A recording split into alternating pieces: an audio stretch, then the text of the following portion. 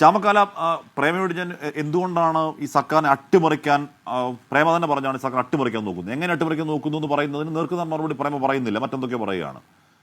ഇതൊക്കെ ഒരു പഞ്ചിന് പറയുന്നതല്ലേ ചാമക്കാല. ഈ പറഞ്ഞ ജമാഅത്തെ ഇസ്ലാം, മഴവിൽ മുന്നണി, എന്തോ ഭീകരവാദികൾ, അക്രമകാരികൾ, സർക്കാരിനെ അട്ടിമറിക്കാൻ നടക്കുന്നവർ, വിമോചന സമരം, ഏറ്റവും ഒടുവിൽ MLV പറഞ്ഞ ചിരി വരും, പഴയ വിമോചന സമരം ആണത്രേ ഇവർ നടത്തുന്നത്.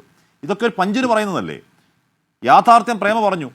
സർക്കാരിന്റെ പക്കൽ പൈസ ഇല്ല എന്ന് പറഞ്ഞാൽ 232 രൂപ ഒരു ദിവസം 100 രൂപ കൂട്ടി 300 രൂപ ആക്കി ഒരു മാസം 7000 മുതൽ 10000 രൂപ കൊടുക്കാനുള്ള പാങ്ക് സർക്കാരിനില്ല. എന്തു ചെയ്യും ചാമക്കാല?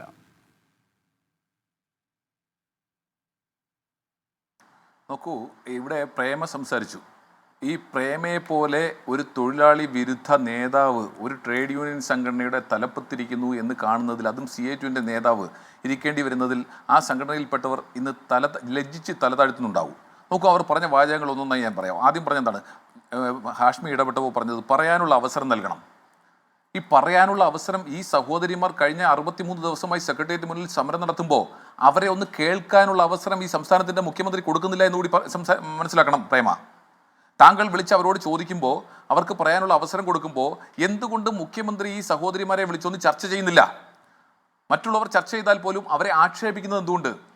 CPMന്റെ നേതാക്കന്മാർ ഒന്നിന് പിറകെ ഒന്നായി അവരെ ആക്ഷേപിക്കുന്നത് എന്തുകൊണ്ട്? ഞാൻ അത്ഭുതപ്പെടുകയാണ്, എന്തുകൊണ്ടാണ് MM മണി ഇതുവരെ പുറത്തു വരാത്തതെന്ന്. എപ്പോഴോ വരേണ്ടിയിരുന്ന ആളാണ്. അദ്ദേഹത്തിൻ്റെ ഇൻവെർട്ടഡ് കോമയിലിടാവുന്ന നാട്ടുഭാഷ, ആ ഭാഷ ഇതുവരെ വരാത്തതിൽ എനിക്ക് അത്ഭുതമുണ്ട്. ഏതായാലും വരുന്ന ദിവസങ്ങളിൽ അതും ഉണ്ടാകുമെന്ന് നമുക്ക് പ്രതീക്ഷിച്ച് വേണം മുന്നോട്ട് പോകാൻ. ഇവിടെ നമ്മളെ ഒരു സിനിമയിൽ ശ്രീനിവാസൻ പറയുന്നൊരു വാചകമുണ്ട്, എൻ്റെ ശബ്ദവും ചേട്ടൻ്റെ ശബ്ദവും ഒരുപോലെ ഇരിക്കുന്നു എന്ന് പറയുന്നൊരു വാചകം. അതുപോലെയാണ് ഇവിടെ പ്രേമയുടെ വാചകവും വീണ ജോർജിൻ്റെ വാചകവും ഒരുപോലെ ഇരിക്കുകയാണ്. വീണ ജോർജിൻ്റെ വാചകങ്ങൾ, വീണ ജോർജ് പറഞ്ഞിട്ടുള്ള സ്റ്റേറ്റ്മെൻറ്റ്സ് അതുപോലെ ആവർത്തിക്കുകയാണ് പ്രേമ എന്ന CITUവിൻ്റെ ആശാവർക്കർമാരുടെ നേതാവ്. അതാണോ വേണ്ടത്? അവർ സമരം നടത്തിയല്ലോ, ഞാനതാ ചോദിക്കുന്നത്. അവർ സമരം നടത്തിയല്ലോ. ആ സമരത്തിൽ എന്തായിരുന്നു അവരുടെ മുദ്രാവാക്യം? ഓണറേറിയം വർദ്ധിപ്പിക്കണം. അസംബ്ലിയിൽ എന്തായിരുന്നു പറഞ്ഞത്? നമ്മുടെ എളമരം കരീം പ്രതിദിനം 700 രൂപ അവർക്ക് ആനുകൂല്യം ലഭിക്കണം. അപ്പോൾ ഇതെല്ലാം ഒന്നല്ലേ പറഞ്ഞുകൊണ്ടിരുന്നത്? അപ്പോൾ ഇവിടെ നടത്തുന്നവരുടെ ജാതകം നോക്കുകയാണ്.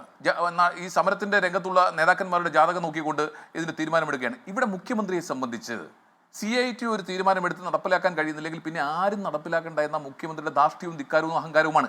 നമ്മൾ മറ്റാരെയും കുറ്റപ്പെടുത്തിയിട്ട് കാര്യമില്ല. ഇവിടെ ശ്രീ സച്ചിദാനന്ദൻ പറഞ്ഞ ഒരു സ്റ്റേറ്റ്മെന്റ് ഉണ്ടല്ലോ, നമ്മൾ ഗൗരവത്തോടെ കാണേണ്ട ഒരു സ്റ്റേറ്റ്മെന്റ് ആണ്. കോർപ്പറേറ്റ് ഫാസിസം എന്ന് പറയുന്നത് വളരെ ഗൗരവത്തോടെ, വളരെ ഏറ്റവും ആപ്റ്റ് ആയിട്ടുള്ള ഒരു വാക്കാണ് ശ്രീ സച്ചിദാനന്ദൻ ഉപയോഗിച്ചിരിക്കുന്നത്. എന്താ കോർപ്പറേറ്റ് ഫാസിസം? കോർപ്പറേറ്റുകളെ സംബന്ധിച്ച് അവർക്ക് നിങ്ങളുടെ അടിസ്ഥാന സൗകര്യങ്ങളെ കുറിച്ച് ഒരു ആവലാതിയുമില്ല. അവർക്ക് വേണ്ടത് ഔട്ട്പുട്ട് മാത്രമാണ്. ഇവിടെ നിങ്ങൾക്ക് 232 രൂപയിൽ നിന്ന് വർദ്ധിപ്പിച്ച് നൽകിയോ, നിങ്ങൾക്ക് ചോദിക്കുന്ന പൈസ തരുന്നുണ്ടോ, നിങ്ങളുമായി ചർച്ചയുണ്ടോ, നിങ്ങൾക്ക് അടിസ്ഥാന സൗകര്യങ്ങളുണ്ടോ, നിങ്ങളുടെ വർക്ക് ലോഡ് എത്രത്തോളം ഉണ്ട്, ഇതൊന്നും പ്രശ്നമേ അല്ല. അവർക്ക് വേണ്ടത് അവർ പറയുന്ന കാര്യങ്ങൾ ചെയ്യണം, അതിനപ്പുറത്തേക്ക് തിരിച്ചൊരു ചോദ്യവും വേണ്ട എന്ന നിലപാട്. കോർപ്പറേറ്റ് ഫാസിസം പരമാവധി ഈ രാജ്യത്ത് കുറച്ചു വരേണ്ട സാഹചര്യത്തിൽ പോലും ഇവിടെ മുഖ്യമന്ത്രിക്കെതിരായി അല്ലെങ്കിൽ സംസ്ഥാന സർക്കാരിനെതിരായി അത് നടപ്പിലാക്കുന്നത് കോർപ്പറേറ്റ് ഫാസിസമാണ് എന്ന് പറഞ്ഞ വാചകം ഈ സമരം വന്നതിന് ശേഷം ഞാൻ ഒരുപക്ഷെ കേൾക്കുന്ന ഏറ്റവും ആപ്റ്റായിട്ടുള്ള വേർഡാണ് ഈ കോർപ്പറേറ്റ് ഫാസിസം എന്ന് പറഞ്ഞത്. അപ്പോൾ ആ രീതിയിൽ മുന്നോട്ട് പോകുമ്പോൾ CPI നേതാക്കന്മാരുടെ പ്രതികരണം എന്താ? JDSന്റെ പ്രതികരണം എന്താ? ഘടകകക്ഷികൾ പോലും ഈ സമരത്തെ ഇടപെട്ട് പരിഹരിക്കണം എന്ന് പറയുമ്പോൾ അവർക്ക് തുച്ഛമായ ഒരു ഇൻക്രീസ് എങ്കിലും അവരുടെ ഹോണറേറിയത്തിൽ വരുത്താൻ ബാധ്യത സർക്കാരിനില്ലേ? അവർ 63 ദിവസമായി സമരരംഗത്തല്ലേ? ആരെങ്കിലും അംഗീകരിക്കുമോ? ഇവർ പറയുന്നുള്ളൂ, ഞങ്ങൾ പട്ടിണി രഹിത കേരള സംസ്ഥാനം ഉണ്ടാക്കാൻ പോകുന്നു എന്നാണ്. ഈ 232 രൂപ കൊടുത്താൽ ഈ 22,615 കുടുംബങ്ങളിലും പട്ടിണി മാറുമോ? പറയണ്ടേ? നിങ്ങൾ പിന്നെ എങ്ങനെയാണ് പട്ടിണി മാറ്റത്തെ കുറിച്ച് സംസാരിക്കുന്നത്? നിങ്ങൾക്ക് എന്ത് അവകാശമാണ് അങ്ങനെ സംസാരിക്കാൻ? 22,615 തൊഴിലാളികൾ ഉള്ളതിൽ 1-2 ശതമാനമേ കൂടെ ഉള്ളൂ എന്നാണ് ഒരു വാദം. രണ്ടാമത്തേത് എന്താണ്? വർധനവ് നൽകാൻ സംസ്ഥാന സർക്കാരിൻ്റെ കയ്യിൽ പൈസയില്ല. എന്ത് വിരോധാഭാസമാണ്? അപ്പോൾ ഈ സമരത്തെ പരിഹരിക്കണമെന്നും അതിനകത്ത് സമരവുമായി ബന്ധപ്പെട്ട് ഒരു സാമൂഹ്യ സമ്മർദ്ദം ഈ സംസ്ഥാനത്തുണ്ടായിട്ടും അത് പരിഹരിക്കുവാൻ തയ്യാറാകാത്ത സർക്കാരിനെ സംബന്ധിച്ച് ഇവരുടെ സമരം കൊണ്ട് സർക്കാരിനൊരു ബുദ്ധിമുട്ടും ഉണ്ടാകുന്നില്ല എന്നുള്ളത് കൊണ്ടാണ്.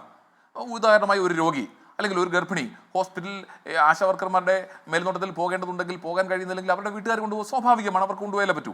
അപ്പോൾ ആ സമരം സർക്കാരിനൊരു ബുദ്ധിമുട്ടും ഉണ്ടാകുന്നില്ലെങ്കിലും ഈ സാമൂഹ്യ സമ്മർദ്ദം ഇവിടെ ഉണ്ട് എന്നുള്ളൊരു യാഥാർത്ഥ്യം നമ്മുടെ മുമ്പിലുണ്ട്. ആ സാമൂഹ്യ സമ്മർദ്ദം ഈ സർക്കാർ മനസ്സിലാകാതെ പോകുന്നു എന്നുള്ളതാണ് അടിസ്ഥാനപരമായ പ്രശ്നം.